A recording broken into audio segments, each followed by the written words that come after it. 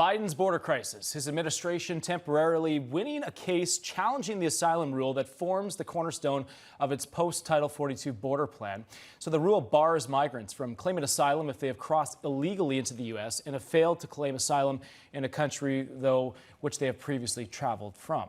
So let's bring in our panel, Texas Highway Patrol South Texas Region Staff Lieutenant Christopher Oliveras, as well as Melanie Collette is joining us again. Lieutenant, I want to get to this, though. You broke some news on Friday about human smuggling attempt. Let's bring up this tweet here. This is what you put out. Have we got that? No, we don't. Okay, well, what's the latest? Oh, here it is. Okay, we do have it.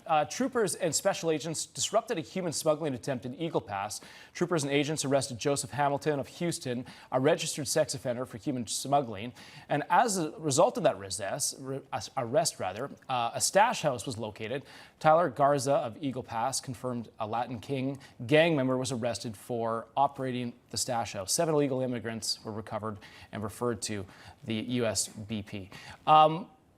Can you elaborate a little bit more on this for us? I know that you see this every single day, but where does this rank in terms of what you're now seeing at the southern border? Well, good morning. So this has been happening, of course, for the past 2.5 years. This is what we've been experiencing as a state agency.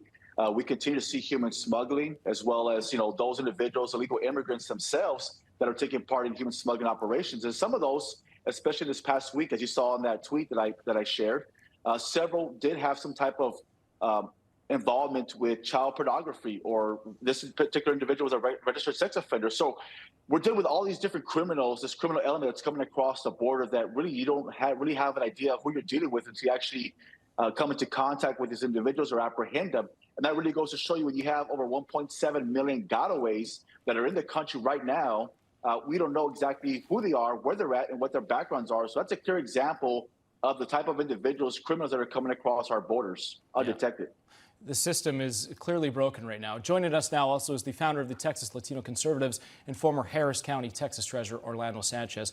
What do you make of this appeals court ruling in favor of the Biden administration's asylum rule?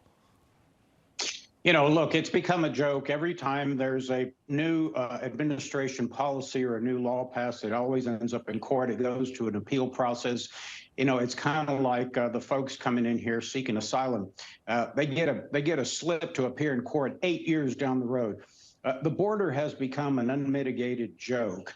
It's been turned over to the cartels. And as collateral damage, Americans have to suffer the consequences of fentanyl deaths, over 120,000 in this country, human trafficking, unfortunately and sadly, child sex trafficking. And of course, we've got an insatiable appetite for cheap labor. This could all be stopped by this administration, but they have become co-conspirators in the importation of cheap labor into this country.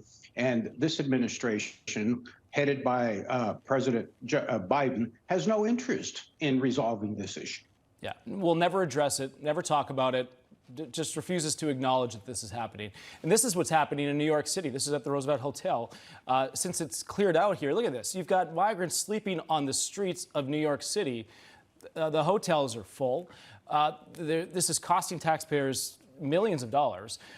The mayor, Eric Adams, has asked a judge to suspend a decades-old court-imposed order requiring the city to provide shelter to anyone who asks for it. New York City shelters, they're packed.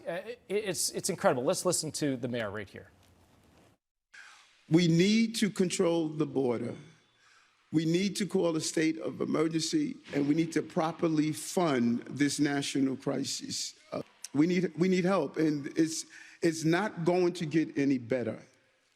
From this moment on, it's downhill. Melanie, you have you have these cities that want to be sanctuary cities now calling for emergency declarations because they can't handle the amount of people that are coming in. What's your reaction to what's happening in all over Denver? You've got New York City, Chicago. It seems like every city is dealing with this. And it turns out, Mr. Mayor, that when it starts to affect your city and your budget and your constituents, well, now it's a problem. It was fine. I remember a time when Governor Abbott was racist and Governor DeSantis was racist for addressing the illegal immigration problems in their states. What did they think? That they were going to be able to keep all those people in their states? But now that they justifiably ship them off to other places, kind of spread the wealth. You want to be a sanctuary city? Here you go. I mean, I feel badly for these people who were sleeping outside, but we don't have room for them. It's not fair to the taxpayers. We have American citizens who are homeless, who don't have shelter, that need to be addressed.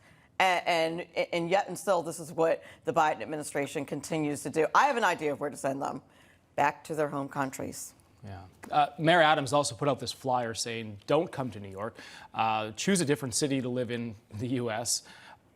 Lieutenant, I want to ask you, because I know you're on the front lines, but why is it they all want to come to New York City? It's the most expensive city in the world. Why are they coming to New York and not going somewhere else if they have a choice? Well, I mean, I guess they see it as it's more opportunity for them as far as economic, but obviously we clearly know that's not the case when you have, many that are sleeping in the streets right now. So, but again, they're going to continue to come. We still continue to see mass migration between the ports of entry. It's not just at the ports of entry. And I know the federal government likes to, declare some type of success because numbers are down. But I can tell you for a fact that numbers are not down. Numbers are increasing. And we continue to see illegal immigration between the ports of entry. And as long as there's no consequences and the federal government continues to allow catch and release, we're going to continue seeing a flow of people coming across our border. We have people from over 150 different countries that are coming. And it's not just New York. They're coming to every single state. That's why every state right now is a border state. Yeah, it seems the app doesn't work, the system doesn't work. Anyway, we have to leave it there. Christopher Oliveras, thank you so much for being here. Orlando Sanchez, appreciate it as well. Melanie, you're going to stick around a little bit later. We've got more to discuss.